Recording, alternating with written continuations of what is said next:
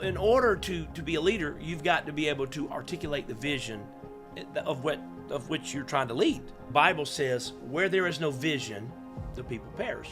And sometimes that requires, having those hard conversations. Everything starts and stops falls on my shoulders. If you want to find out what kind of leader you are, stop, turn around, and see who's following you. There you go. Because if nobody's following you, then you're not a leader. The hardest person you will ever listen to and you find the most difficulty to respond to is the one you see in the mirror. You can't quit. You can't stop. Keep moving. Keep trying. Keep being a student of whatever you are trying to lead.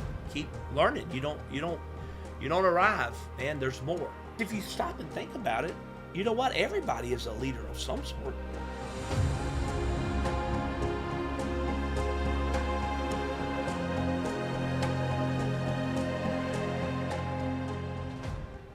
This is NL10 Podcast number 16 with your host, Nathan Lowry. Implementing extreme ownership requires checking your ego and operating with a high degree of humility. Admitting mistakes, taking ownership, and developing a plan to overcome challenges are integral to any successful team. Extreme ownership. Leaders must own everything in their world. There is no one else to blame. When setting expectations, no matter what has been said or written, if substandard performance is accepted and no one is held accountable, if there are no consequences, that poor performance becomes the new standard. That is a couple of quotes from a book called Extreme Ownership, How U.S. Navy SEALs Lead and Win by Jocko Willink and Leif Babin. One of my favorite books. I've listened to it a couple of times over.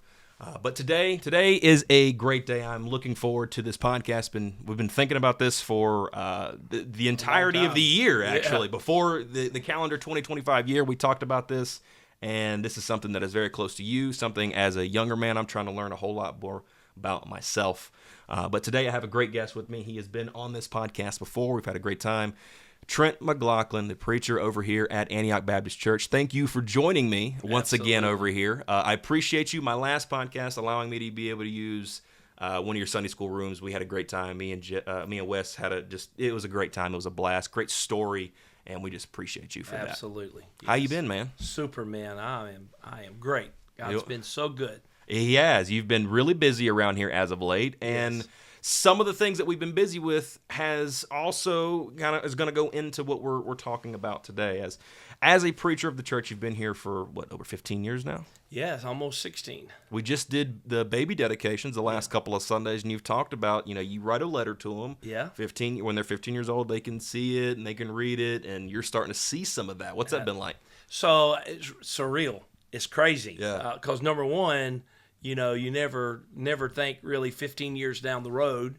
So when I came to Antioch in 2009, we started dedicating babies, and I was like, you know what?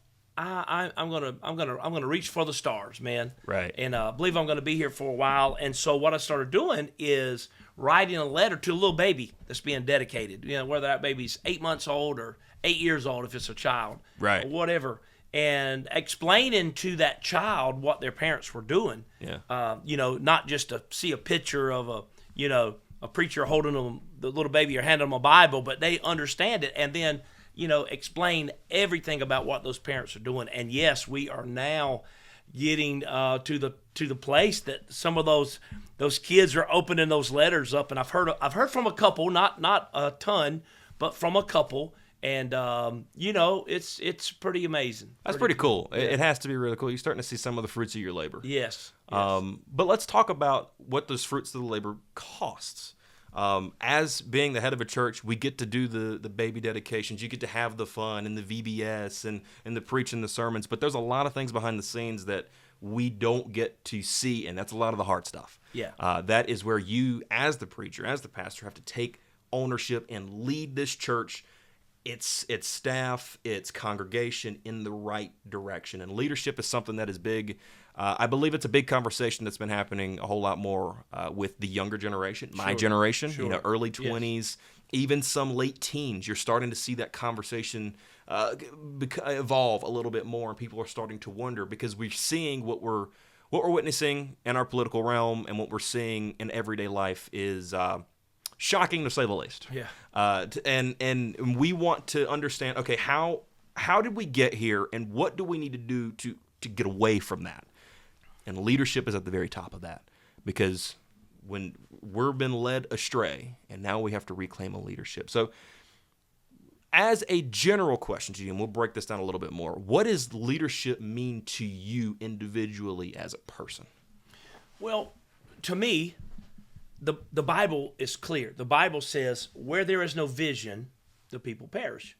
So a leader develops a vision, if you will, and then he's able to articulate and communicate that vision to those people that he is surrounded himself with. Somebody quoted a long time ago, or I'm quoting somebody from a long time ago, that said, if you want to find out what kind of leader you are, stop, turn around, and see who's following you. There you go. Because if nobody's following you, then you're not a leader. So in order to be a leader, you've got to be able to articulate the vision of which you're trying to lead, And so, and sometimes that requires, having those hard conversations, and at church we have a lot of people, and everybody has a different philosophy or a different idea, or why this or why not that.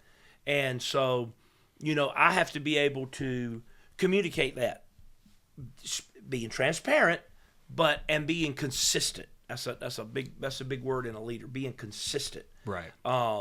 And what you do for one, you do for all. What happens to this one happens to that one. And so I think as a leader, I hope this answers your question. I think as a leader, you have to be able to articulate, communicate a vision, whatever that vision is, whether you're selling Coca-Colas or pastoring a church. You have to be able to, Right. Here's the vision. And without it, people are going to perish. Without a leader, people are going to perish. They're going to go astray, right? You remember back in the Bible, I think it's in the book of Judges, it said the people just did whatever they wanted to do.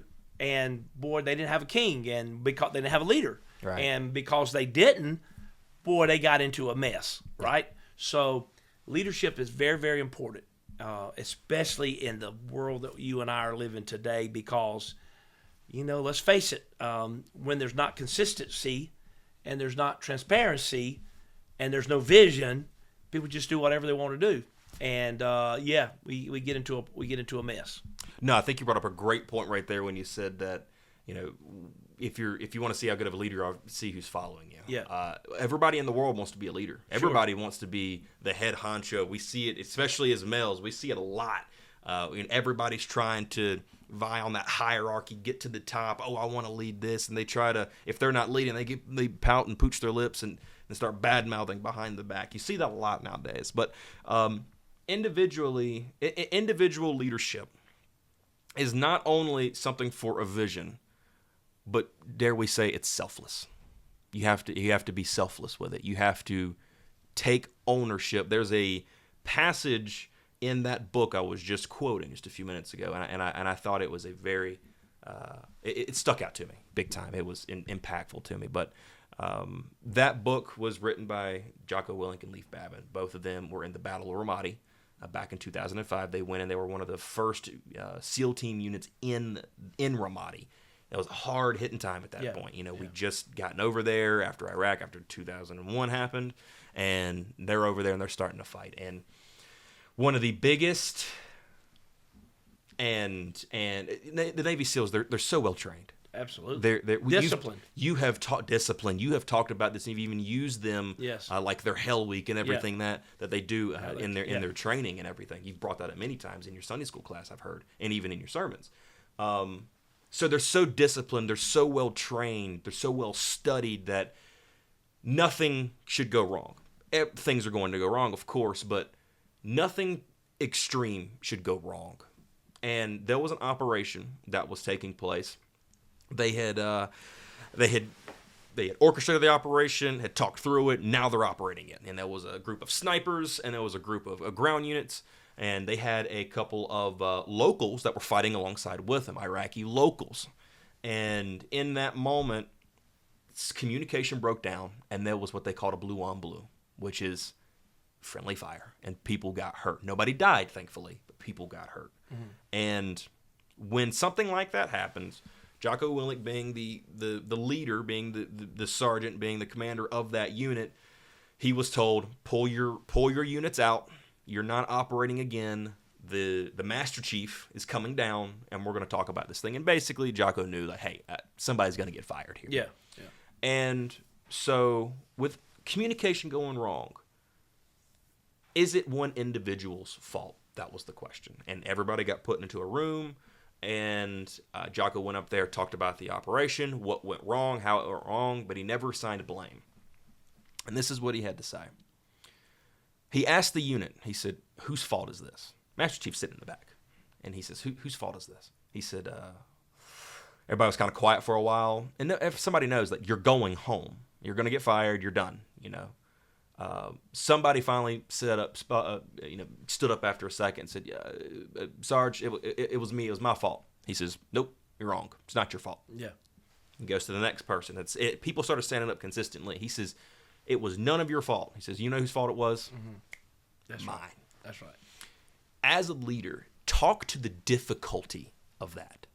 Well, I learned probably where I learned leadership the most was 20 years ago. I coached high school football, high school wrestling.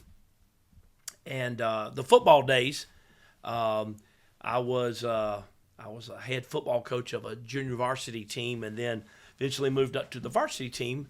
But I was under a head coach. He was the leader. And I never forgot this. So one night we were playing ball, and I was still a JV coach. I was the head JV coach, but the JV fell up under the varsity. My job was to have the guys ready if they needed to be called up for the varsity squad for a game or a play or whatever. My job was to have them. They know the plays. We worked out of one playbook. They knew the plays. My job was to have them ready. Should coach. Ron Blackman was his name. I love Coach Blackman, but Ron Blackman was his name. And my job was, if Coach Blackman needed my guys, they needed to be ready. It was my job to have them ready. And one night we were playing, and we should have just walked over this team. We were most prepared. We were better prepared than the other team. We knew the plays. We just didn't execute the plays. And man, I was given one of our better players who was just a phenomenal player, great guy, still close to him today. Man, I was just giving him a hard way to go because I just didn't feel like he gave 100%. And man, his parents got really upset at me because I was up in his business, Right. And boy, they wanted to meet with me. They were going to tell me what's up because I got on their son's business. And I'll never forget, Coach Blackman says, no, I'll go talk to the parents. I was like, no, Coach, you listen, I'll do it. He's like, no, you don't understand. Everything starts and stops falls on my shoulders. Like, okay. He was the head coach. And, man, he went to bat for me, explained it, talked to him. Of course, later we were able to talk with the family, and they actually thanked me, because they're like, that's what the kid needs. Like, yeah. But anyway, I never forgot what Coach Blackman said. No, everything starts and stops with me. I'm the head coach. So you work for me.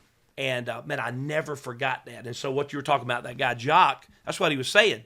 Nah, you might have been you might have been the day that, a leader that day, but at the end of the day, I'm the leader of this squad or this whatever platoon, whatever it was. So I never forgot that. So and that's hard. That's hard. That's extremely hard. Yeah. Because you may be taking blame for something that, you didn't legitimately have anything to do with. Right. And you have to take ownership of it. But here again, as a good leader, my job for those under me, I need to articulate the vision, communicate the vision so it comes down, they understand what's expected, what I expect of that vision, if you will. Right. And if they don't do it or execute it, then I've got to go back and say, it's not them, but I didn't do my job communicating the quote-unquote vision to them, articulating it to them, preparing them. If I did, they're going to do it. It's like second nature, right? It's like those Navy SEALs. They don't have to think. They just machine. They well oil. They just do it. And so it falls back on the leader. So yeah, the leader has to have broad shoulders and willing and to take it on, put it on his shoulders. Say, hey, let's go. What do we got to do? Let's go. What do you say to you talk about how you were younger and you saw that from elders. What do you say to the younger generations, to my generations, of how you learn leadership? Well, how would you go about it? Yeah. So for a developing leader, there's three principles that I think you got to have. Number one, you got to understand the core. Mm-hmm. You got to understand your foundation. So, for instance, and that applies to whatever you are leading. I mean, if you are leading in a secular world, if you're leading a church, so let's just can I just use me here at the church? Absolutely. So here at the church, what is our foundation? Our foundation is God Almighty, okay? Our foundation is who God is. So my leadership, everything has to point back to my foundation, okay? I know where I stand. I know how I stand. That's why when I have to make those hard decisions that everybody don't know all the answers on, that get Facebook friendly and I can't believe this, can't believe that. You don't know all the questions to the answers you think you have. Right. So I have to have that foundation, that core. Okay. So for me as a pastor, what is my core? My core is who God is. And what he says, right?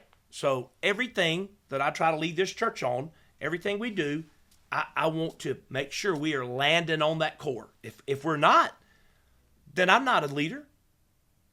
I'm a whatever. You know what I'm saying? Right. So to young men, I would say you cannot be wishy-washy.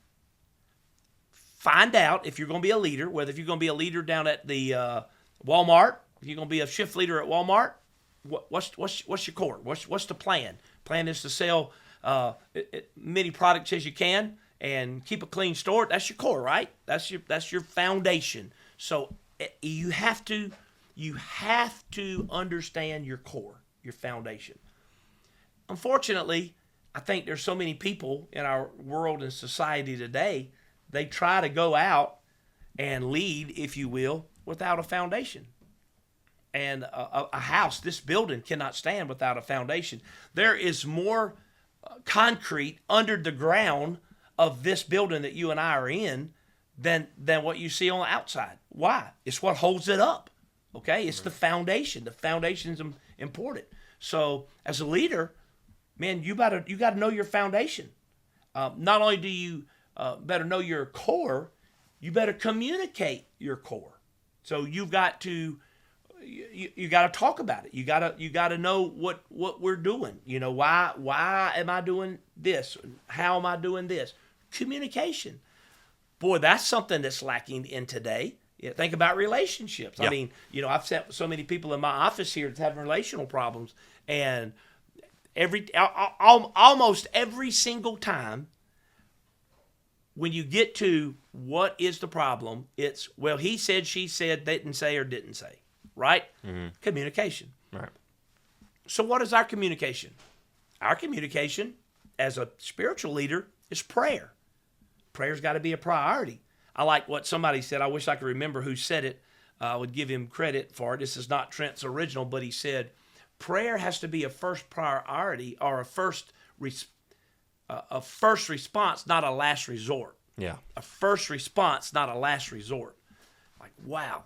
So if I'm going to be able to build on my foundation, I've got to communicate. I've got to communicate with my Heavenly Father to help me keep my foundation clear to build on. Help me to communicate with my folks that are under me. I have to not only pray for them, but pray that God will guide me so they will understand the mission. They will understand the vision. They will see the mission and see the vision. I have to make sure that I am leading them, teaching them, if you will, in the right direction. Nathan, what does it for me is when I see somebody get it.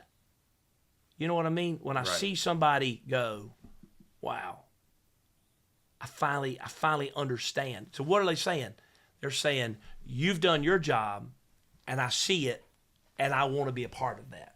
So you have that. Boy, there's a lot of that just happened around here too with the Easter series. Go ahead. Yeah. So, all right, let's look at that. So what was our core? What was our foundation? Easter, right? Easter's a big deal. Easter's a big deal. That was our foundation.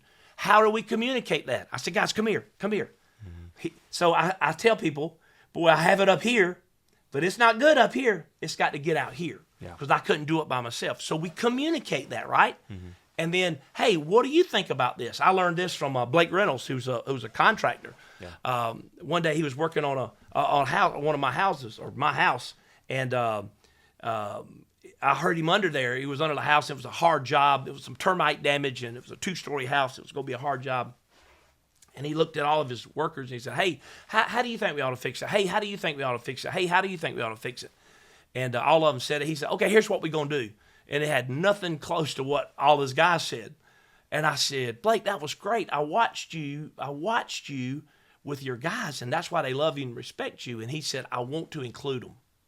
I already knew what I was going to do. That is so important. But I want to include them. Right. And I've heard, through books that I've read and also, conversations that I've listened to, podcasts that I've listened to about this, just trying to learn more. I've heard people mention that, not only do you have to delegate as a leader, but also letting somebody have a part, have a vision in it as well, and let them kind of take a leadership in it of their own. That way it's not just, hey, I just expect you to be robots. I'm the guy in power. Go do what I say, ants. Yeah. So, okay, let's see if I've done that. So if you remember when we were doing the Easter series, was it when Peter was arrested, you said, because you were the videographer or whatever you were doing there. I guess you were videoing it, right? Yeah. And you said, hey, what about this? And I was like, make it happen. You what do you think? Yeah. So yeah, you did that with me a lot. You see my core, my foundation. My foundation, I want to get the Easter message out. I want to get it out in a different way.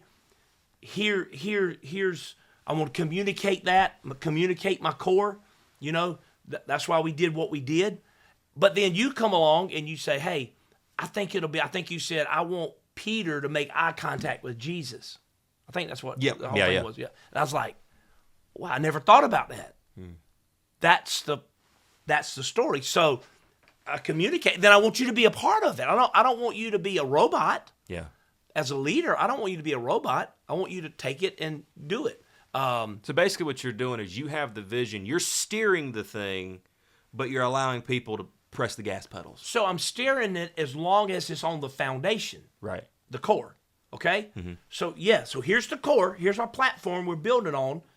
I'm going to communicate that, but I don't want you to be a robot. I want you to come up with ideas as long as we're on this core, this foundation. Right. This is what we're building on. And as long as we're doing that, man, we're doing good. But then there's a third thing. So not only is it just a core, and not only is it a communication, but it's got to be confidence. Right. So, when, let's just say when I started Monday, I cooked a bunch of ribs. We spent a lot of money. We had tons of ribs. When I started cooking those ribs, did I know if they were going to burn or were going to be good or were going to be tender? Yes. Let me tell you why.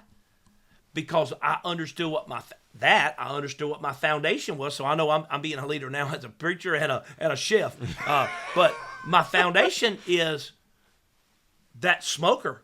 I've talked about it. Hey, how do you do this? I talked to other people that's been it. Communication, right? And then when we put those ribs on there, I was confident of one thing.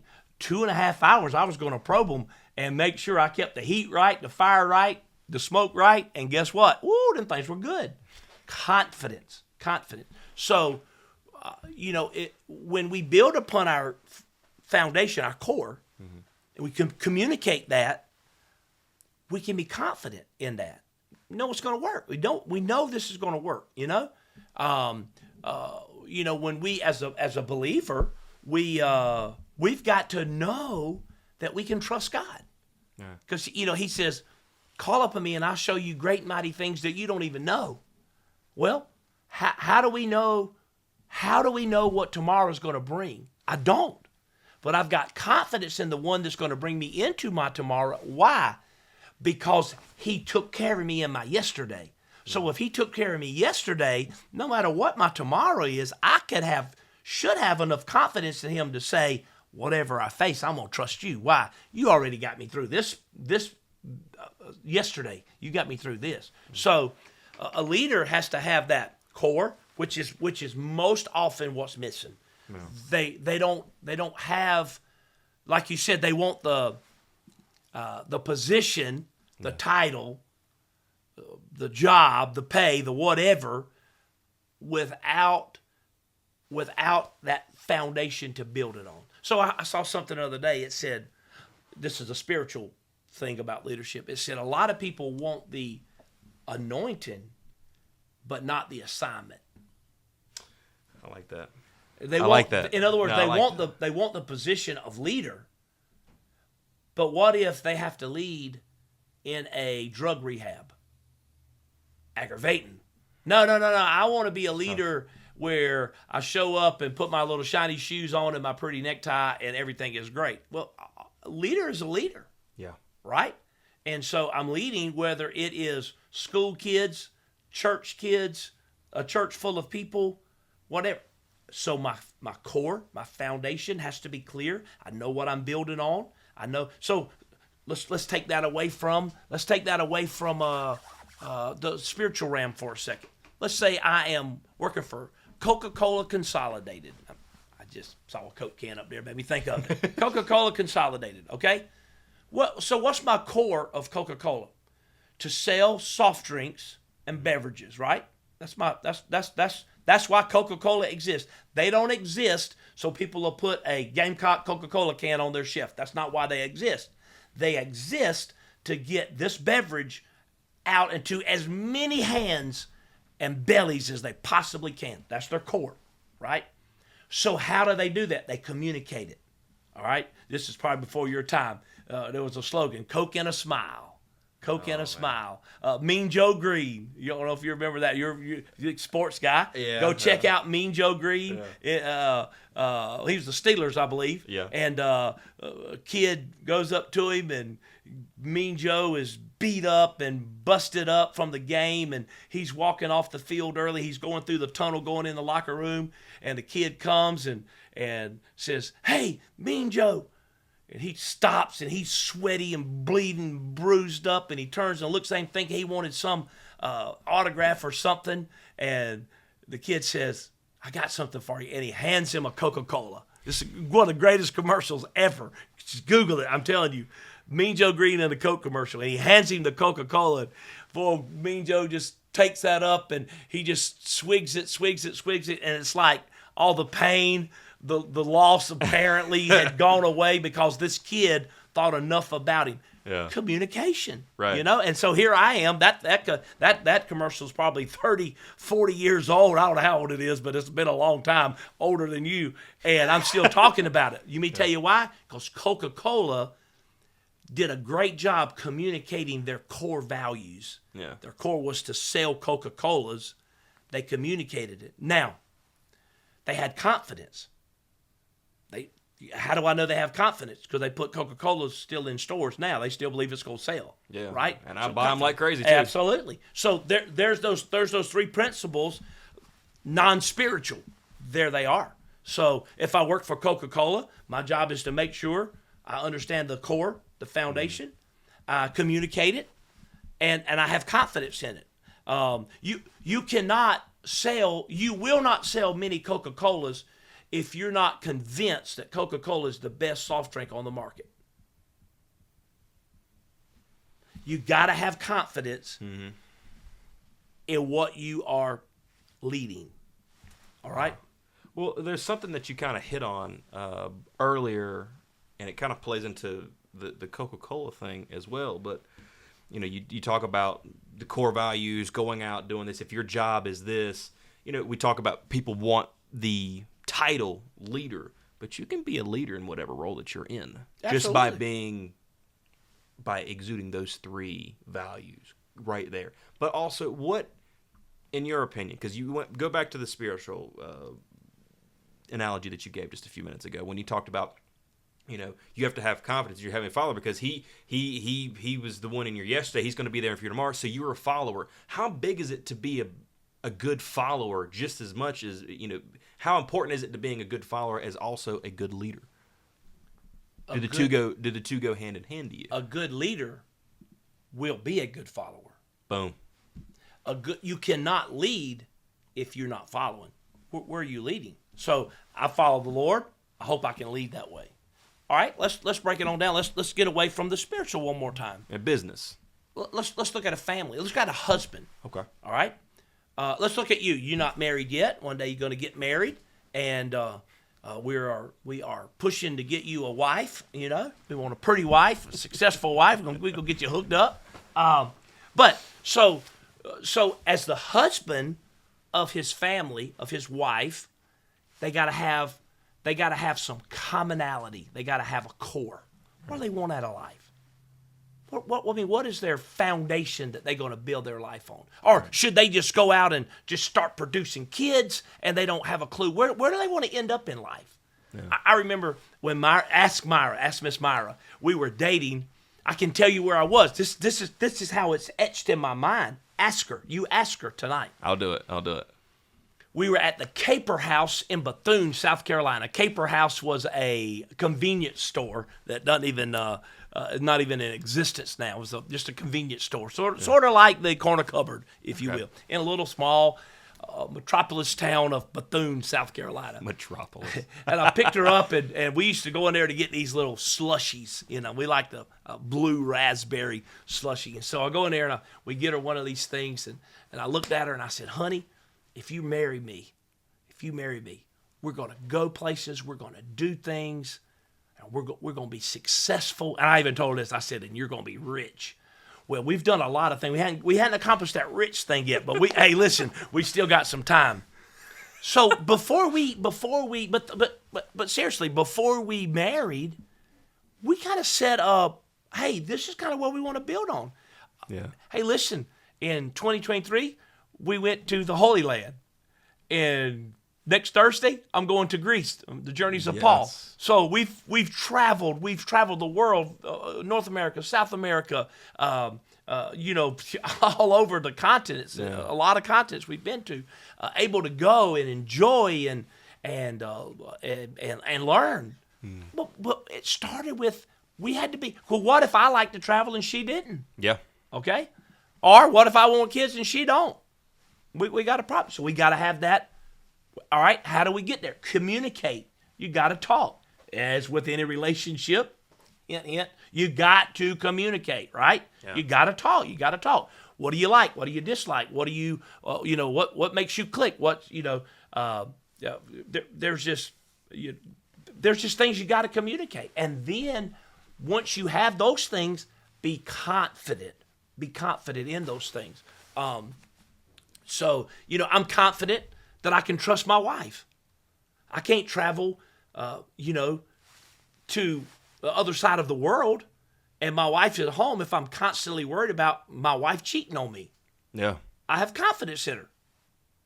She can travel to the other side of the world. I hope she don't, not without me. And she don't have to worry about me. Why? She has confidence in me. So those three principles, whether you are a pastor, a Coca-Cola seller, or a husband, those three principles will absolutely work every time.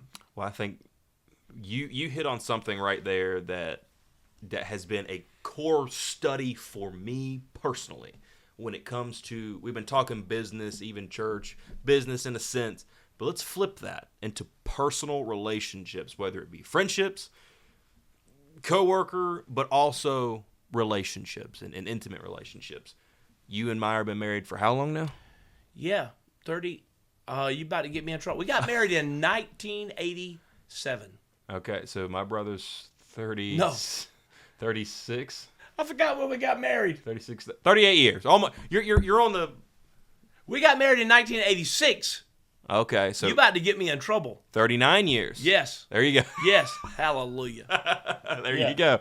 So, in that time, you can't just go at stuff at a whim and it work for 39 years. Yeah. If you do, by God, you deserve a Guinness World Record or something. Yes. So, it takes time to work at it, but also you're the male, you're the leader of that household.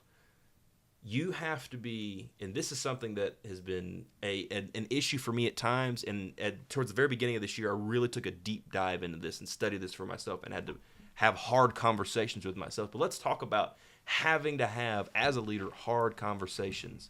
The ones like, man, I really don't want to, like, honey, we got to talk about the finances. We got to talk about what's going on between us. Let's get that communication. Communication is being so hard.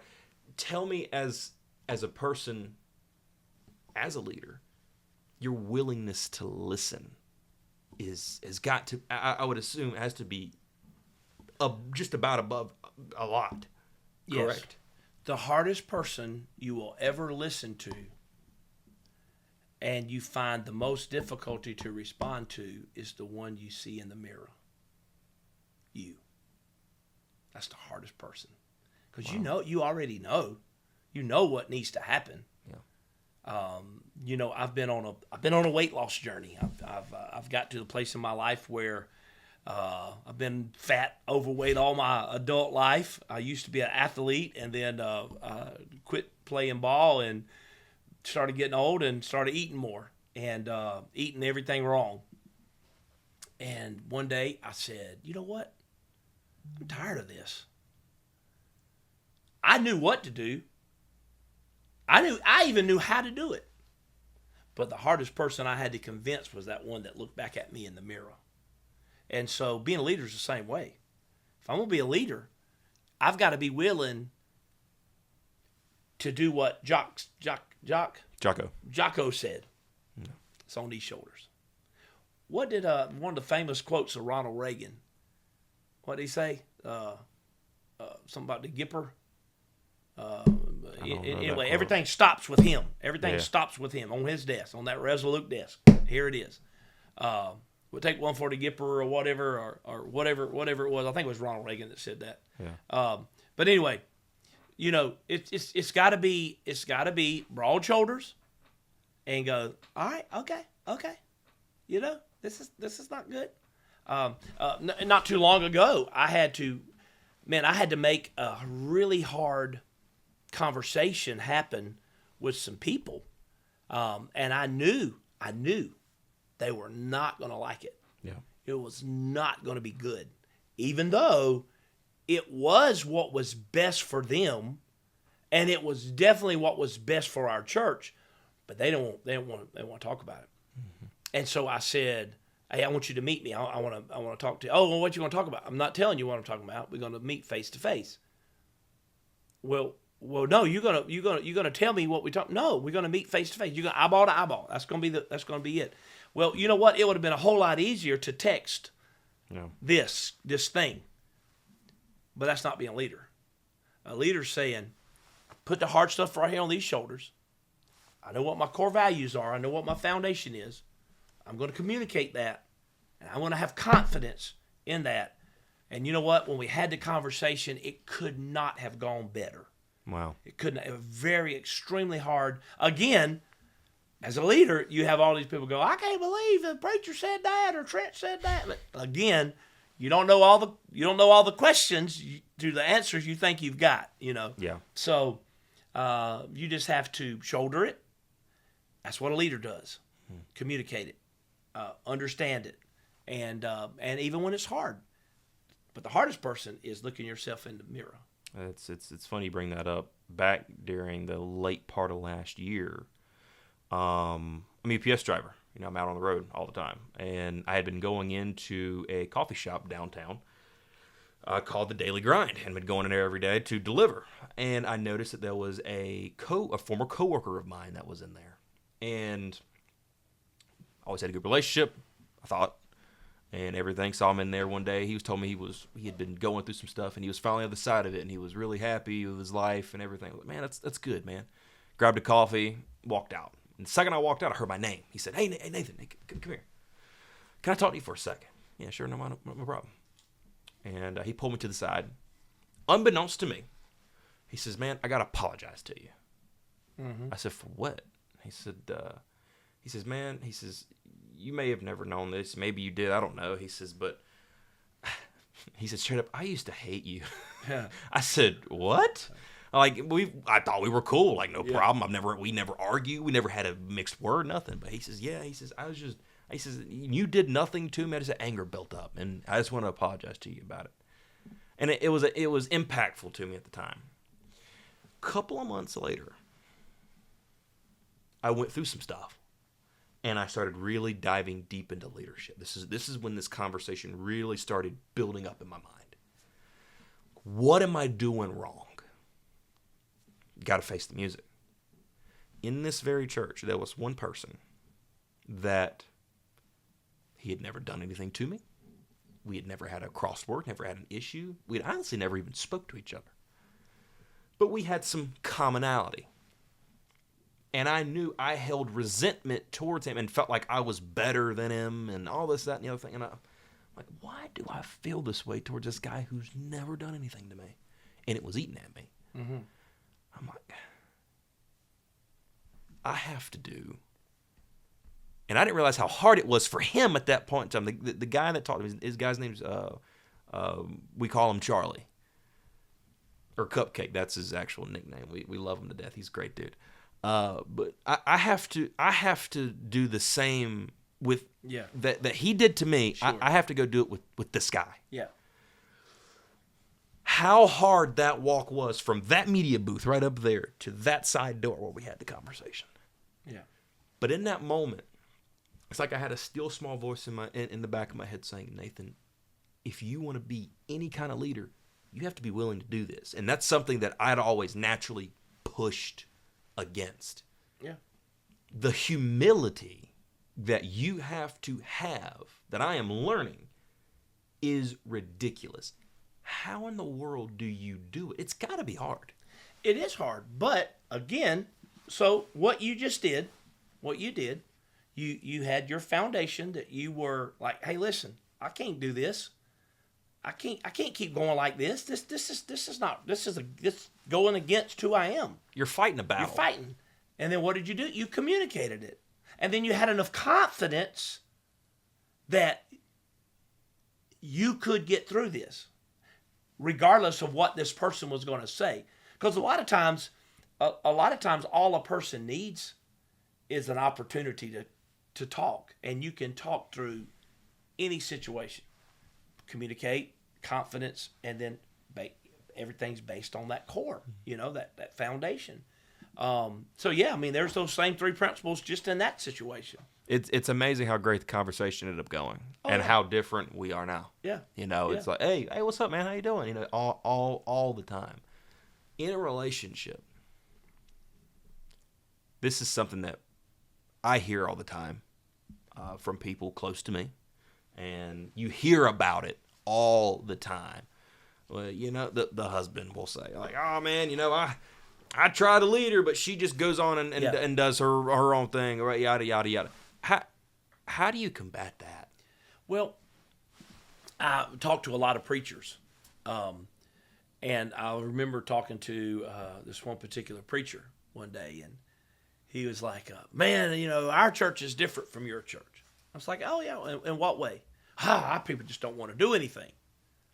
It's like, okay, well, tell me the last things that you've done to try to get them to do something.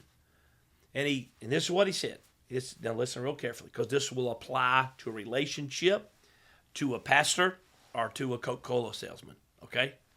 Or UPS driver, all right? It applies. Here's what he said. He said, "Well, I told them that they needed to be out doing this, and I told them they needed to do this, and I told them they needed to do that." I was like, "Okay, how'd that work for you?" "They won't do nothing." I said, "You know why?" He said, "Why?" I said, "They don't have a leader." I said, "What you mean?"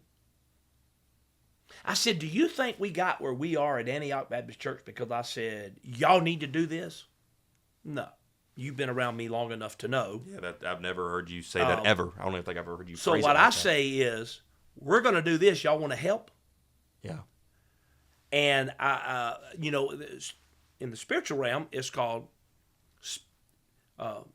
spiritual servanthood, servant leadership. I lead by serving. Come on, this is what I'm going to do. My hands are going to be just as dirty as yours. I'm going to be bogged up in rib juice just as much as you are. I'm not going to sit over here in my shiny shoes and say, y'all go do that. I'm going to say, as a leader, I'm going to be over there with you. In other words, I'm in the trenches with you. Okay. And that you are. I can honestly say, as a person that attends this church, you are there. Okay. You are there. So let's take that same thought and put it into a relationship. I can't expect my spouse to give more than I give. I cannot expect my spouse to, to invest more of their time than my time. We are equal. So I go, this is what I'm leading. I'm going. Remember, a good leader, how do you know? Turn around, look, see who's following you.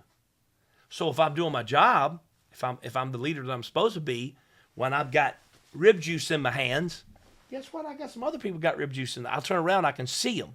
Mm-hmm. They're following. Okay, I'm following. I want to be in a relationship. I want to be the very best husband that I can be. I want to be the very best dad I can be. I want to be the very best granddad I can be. And how do I get there? I get there by following an example, my Heavenly Father, who has set the example for me and told me what He expects. So I'm following Him as they're following me. But I'm not saying y'all do this. I never told my wife once, hey, honey, take the kids to church. I've never done that, ever. Even when I was a heathen.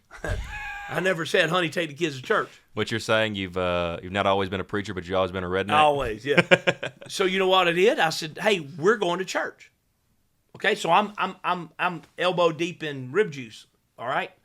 I'm just as invested as I expect them to be. So so whether that is, washing dishes, vacuum. I've heard husbands say, I'm going to tell you one thing, I ain't going to mop no floors. Oh, hush.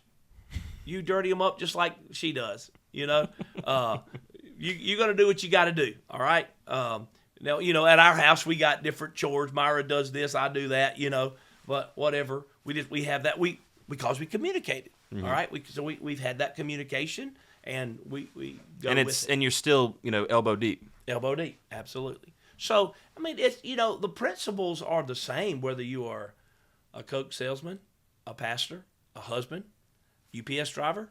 There's core principles that you cannot get away from as a leader. And because if you stop and think about it, you know what? Everybody is a leader of some sort. Yeah. Yeah. I honestly, yeah.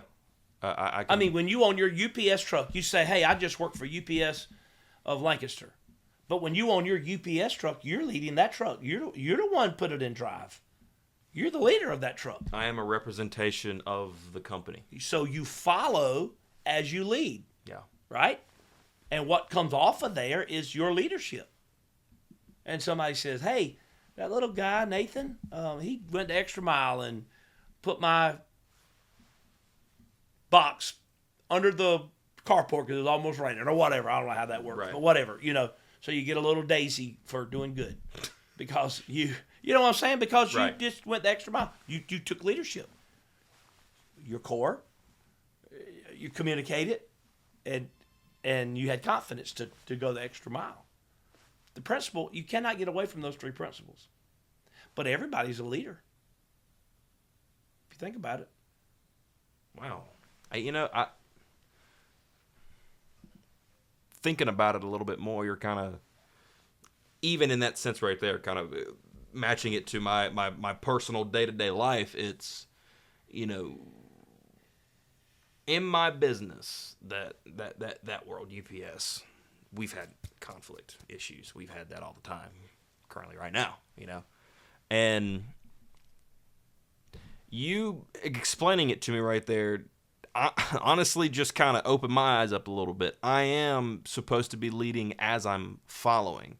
There are oftentimes, many times, I can honestly say, even standing right here, I'm having a personal realization right now. It's crazy. I don't charge for this counseling. Dude, it's good stuff, man. You're going to be a constant. I'll let you host.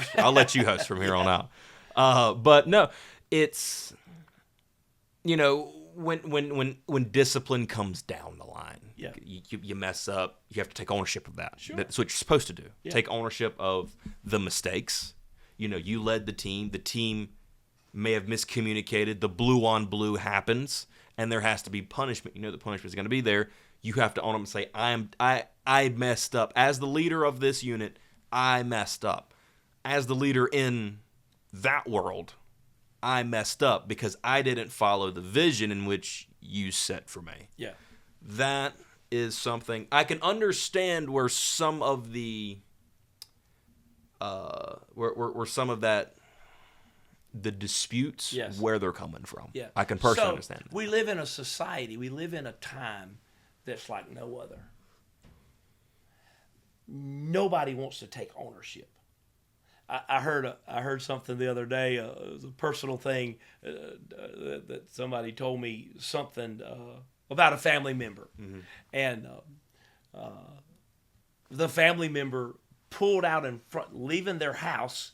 They pulled out in front of a car coming down the road, and the two cars collided.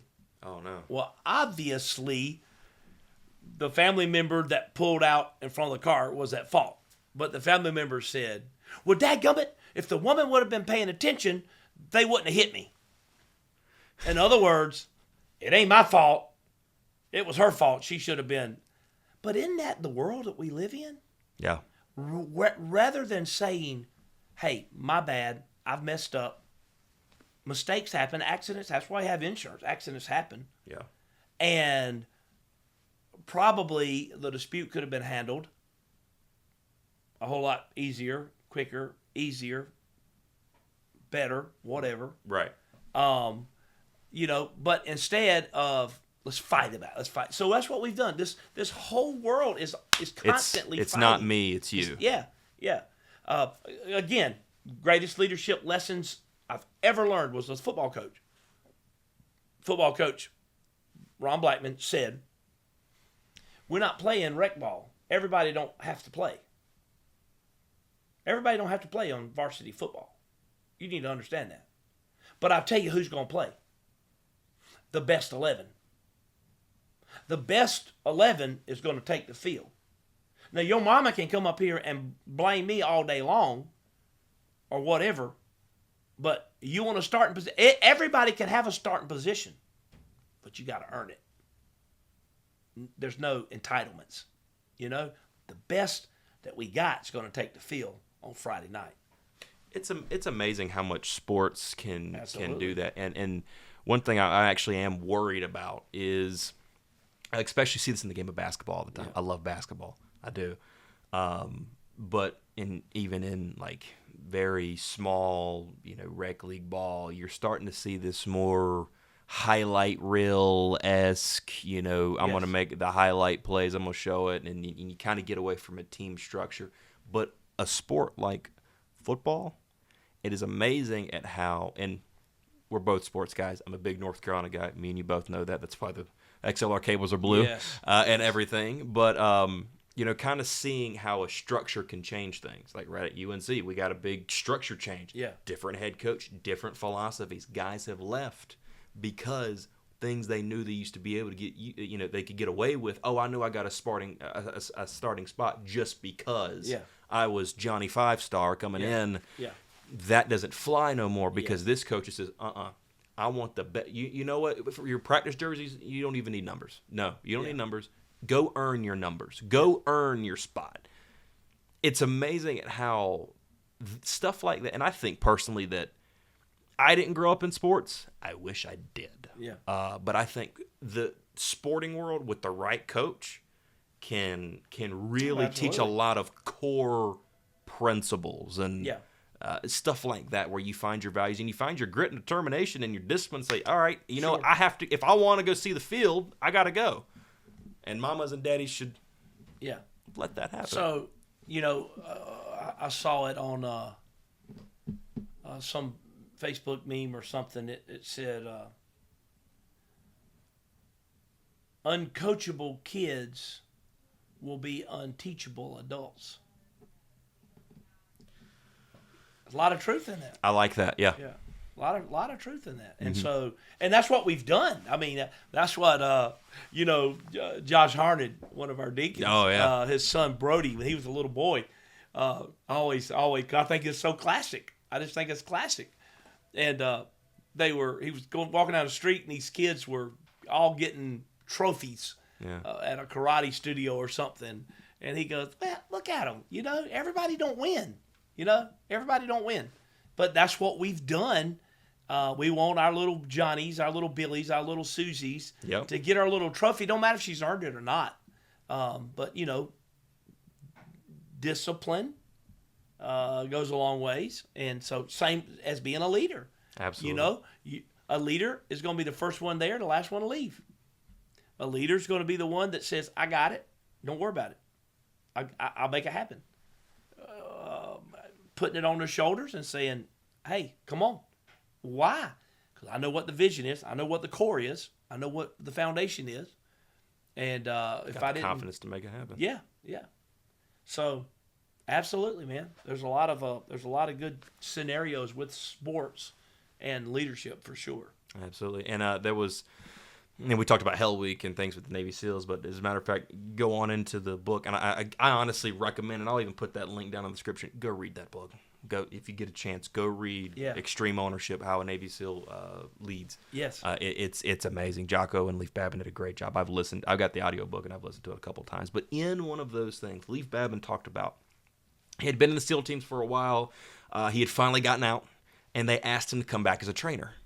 Be a part of Hell Week, help him out. And one part of Hell Week that they have to do is they are assigned boats, little dinghies, that don't have a motor on the back. You have to paddle them. And they have boat races. And whoever loses the boat races, they have to do push-ups and, a series of workouts, go back out there and do it again. It's like a series of 3 to 4 back-to-back boat races. If you win the race, you don't have to do that. You get to sit, relax, chill out for a couple of minutes until it's time for the next race. Okay, and they assign random people to be leaders, and there were of each little of each boat crew, and one of I think there was a total of 4 or 5 different boat crews, and every time they got out there, they first started out, first couple of races, they noticed that I think it was boat 2 consistently kept winning, and boat 3 was at the back. They consistently came in. That was number 1. That was number 2. And everybody else kind of interchanging. Yeah. Nobody could catch up to 2, but no one was as bad as 3. And they kept coming back, and they kind of stopped, and they pulled the 2 leaders of the 2 different boat crews, and they said, "What's going on?" He says, "Well, boat crew 3." They asked boat crew 3 leader. He says, "Why are you always in the back? What's going on? What are you doing?" "Well, they're not doing it. And if I had a crew like this, his crew's actually working." And he says, "Okay, boat crew 2 leader, come here."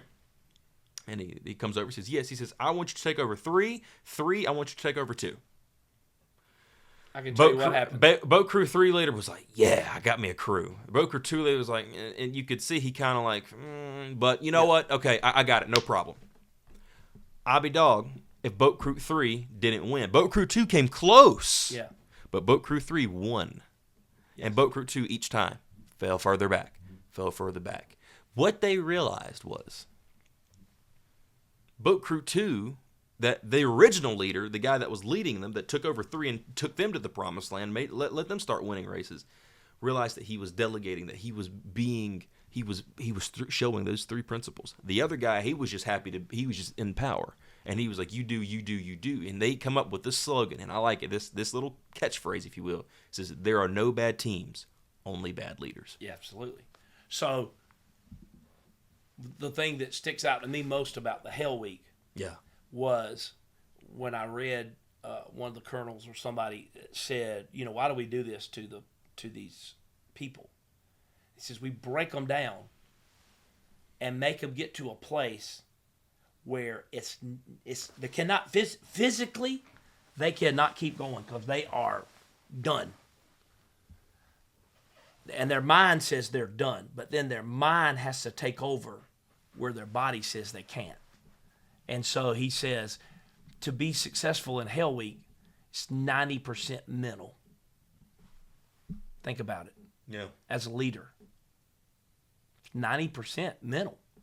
I've got that confidence based upon my communication. Because a lot of times you're not going to have the answers. There's going to be times as a leader you're not going to have the answers, and you just got to believe, and you got to go. So I remember, I don't remember what we were doing, but we were doing something, and I said to the guys around us, I said, listen, if something goes wrong,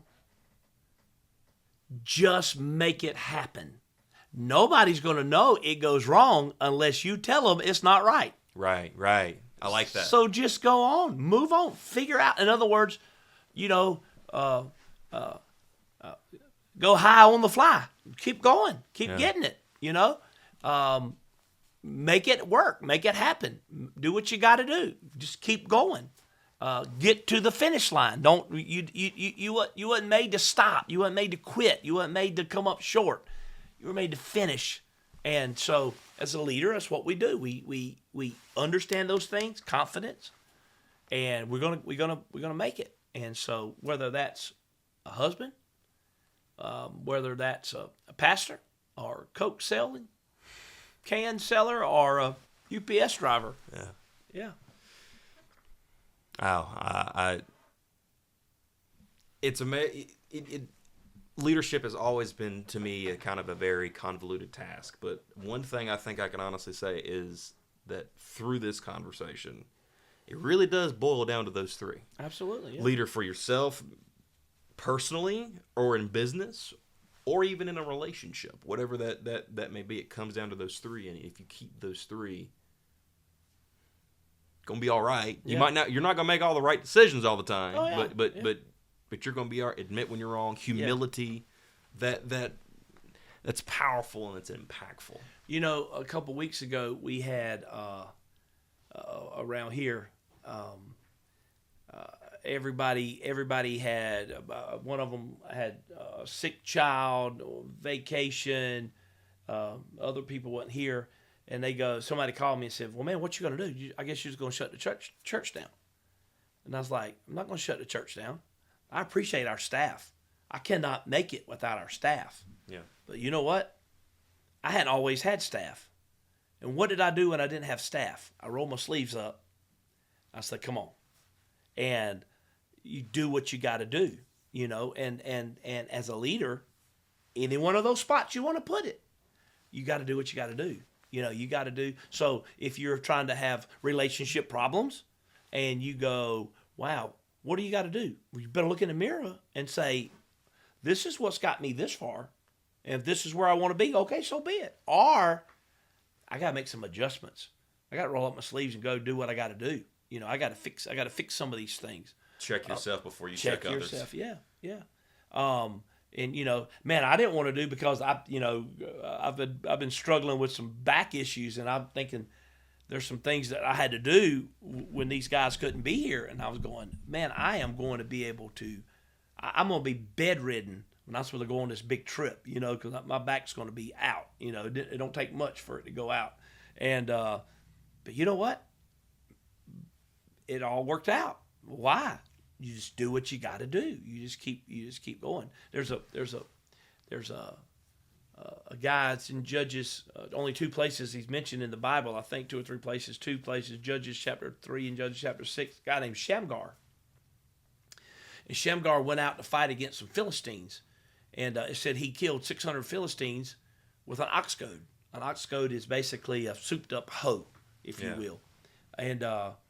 In Arthur book, I forget the name of that Arthur, but here's what he said. I'll never forget this. He said, what made Shamgar successful? He started where he was. where was he? He looked across there, and 600 Philistines were devastating his neighbor. That's where he started. You, as a leader, you can't start at the top or in the middle. You got to start where you are. Relationship, start where you are. If you're single, start where you are. If you committed relationship, start where you are. If you are a Coke salesman, start where you are. You know? The second thing Shamgar did, not only did he start where he was, but he did what he could. He was a farmer, so he used the tools that he had. What tools do you have? What's your strength? You know? What's your gifts? What's your abilities? Let those be developed more. Let those come out. Use the gifts. I mean, other gifts may be easier, but use your gifts. Use what you got. Start where you are. Use what you got. And watch this. And do what you can. That's all you can do. All you can do is what you can do. You can't do more than what you can do. But do what you can do. A lot of leaders will come up short by not doing what they can do. They're kind of like my friend I was telling you about. They won't do this. They won't do this. They won't do that. But you're not doing anything. What you're doing is putting a demand on somebody that you're not willing to put on yourself. That's not being a leader. A leader is putting the demand on your shoulders and say, hey, let's roll with it. You come along with me. And you know what? People will come along. Wow. I don't think I could have picked a better spot to end this thing on. This has been amazing. I'm gonna let you have the floor real quick, and then we'll end this thing. You've given me a lot to think about personally. This actually has turned out a whole lot better than even I was imagining. I already figured it would be awesome because I know you being in the position that you are. I am one of the followers that's right there behind you. I'm a part of the church. I'm a part of the congregation, and I'm following the leader, that being you. And I, as a follower, and many of us, I'm pretty sure everybody in this church can see how much work you put into this. I knew you would have some gems for us to learn from, and you've done a great job of that. You know, so let's just say this. I've probably made more mistakes than I have made positive impacts. Mm-hmm. But you learn from your mistakes. You learn from what didn't work, you know. And so I think as a leader will make mistakes. A leader will make mistakes. Right. There's no question about it. But you don't let a mistake define you. You pick it up and you say, okay, that don't work. Not going to do that again. Yeah. I had this great idea one time. It was called Preaching in the Pumpkins. Matter of fact, I think we got my little statue up there somebody made. Preaching in the Pumpkins, right? That was the biggest disaster I ever tried to do. What in the world is a preaching in the pumpkins? So we have the pumpkin patch, right? We had a big tent down there. So I had this great idea that we would have a revival down at the big tent, the picture down there, at a big tent that was down at the pumpkin patch. We'd have preaching in the pumpkins in the pumpkin patch. Well, what I didn't think about was at night it's dark. People can't see the park. People can't see to walk to the lighted tent. It was a disaster. Okay? We never, ever, ever, never had preaching in the pumpkins again. Why? Because I made a terrible mistake. But you know what? I've learned there's other things that we can do that's better than preaching in the pumpkins, if you will. It's made a mistake. So you're going to make mistakes. It's okay. Don't let those mistakes define you, and don't quit when you make a mistake. That is awesome, man. I absolutely appreciate you coming out here and being open to doing this. I know it's something that when we talked about it, way back at the very end of last year, you were very excited about it, very adamant about it, and I can understand that. I can understand and see why, because this is something that you live on a day-to-day basis, at business-wise, in the church, spiritually, but also at home in your own household, and you've got a lot of success around you, and you can't hide that, and that's there for a reason. And I appreciate you so much for coming out here and doing this. Is there any last words you'd like to tell anybody in the audience at all? Yeah. So here it is. Joshua 13:1. The Bible says Joshua was old and stricken in years. And God said unto him, hey, Joshua, you're old and stricken in years, but there is yet more land to possess. The story is about Joshua, who had led the children of Israel into the promised land. And they had divided up everything. And it was kind of like Joshua was like, okay, I've arrived. And God was like, nah, you haven't arrived. There's still more that I got for you. So here's my last 2-second words. Don't quit. You got to keep going. You got to keep pushing.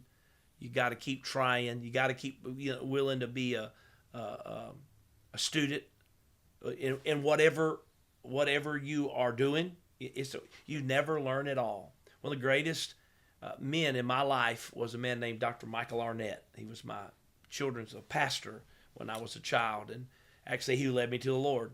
And Dr. Mike, when God called me to preach, I went to see Dr. Mike. I found him and I went to see him, and I said, man, I'm scared to death. This is not what my plans are. I had a different plan than where I am right now in life.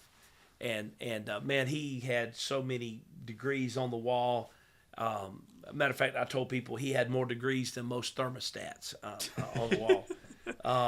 But he was just a very learned man. And here's what he said. And I don't know if you remember, his wife, who's well in her 80s now, comes to our church. She drives down from North Carolina. Mm-hmm. It's so awesome to see her.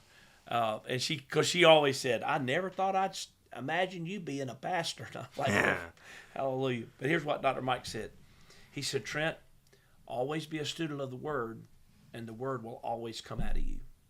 And I've never forgot that. And so you can't quit. You can't stop. Keep moving, keep trying, keep being a student of whatever you are trying to lead. Keep learning. You don't arrive, man. There's more. Why do doctors go to continuing education? There's more. I went to the dentist yesterday, and they tried this new technology thing out on me, and man, it blew my mind. That man, one day you're gonna have drive-through dental. He's going there and say, "Give me two crowns to go," and they pop on you. Don't even get out of the car. But just technology. But they have to learn that, right? They have to be continuing to be students, and so listen, as a leader, you got to continue to try to learn. And there's going to be a better way. Ways are changed because people change. So be flexible and don't quit. Wow, man. Thank you very much. Going to quickly shout out everything. You've got your own podcast currently right now called The Journey over on Antioch Baptist Church Lancaster. You can go over there. That all will be in the description below. You can check out his sermons. You can check out the podcast going on. We got another series. Do you want to kind of sneak peek that a little bit too? So several years ago, I was invited to go to the Holy Land. Reluctantly, I went, and God radically changed my life. Matter of fact, I was there in 23. We left just 10 days before the Hamas attack. We were very lucky to get out when we did. And got another trip planning to go back in March of 26. Love to have. Still got room right now. We are filling up the bus, but we still have room. But anyway, man, God just did a lot of things through all that. And then I realized everybody can't go. I wish I could just bus up the whole church, put them on a bus and drive them over there. Yeah, well, we can't. So we're doing something because our Easter series was such a success. People got so much out of it. The Easter series was a visual preaching that what we're doing starting July the 13th. Yeah. July the 13th, we're calling it Holy Land at Home. And I will be starting way back at Jesus' birth. Actually, probably will back up even prior to that. And we will look geographically where this story happened, so you'll be able to map it out. We will do biblically where it happened and what happened, and then we're going to do it visually.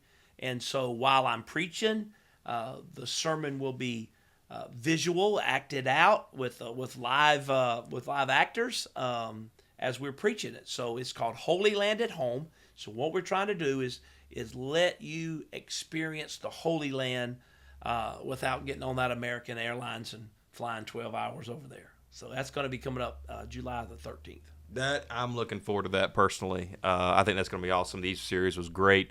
You can go check that out over there on the Antioch Baptist Church Lancaster YouTube page. Be sure to go like, subscribe, do the whole thing. I've been on one episode of the journey, episode 3. I think this is the most recent episode of it. I was on that one. I tried my best. I definitely tried my best. He did a whole lot better on here than I did on there, to say the least. No. But no, thank you very much for coming out here. We'll have to get together and do this again, man. Absolutely. Thank you very much. Thank you all for watching. Thank you all for being here. And as always, we'll see y'all.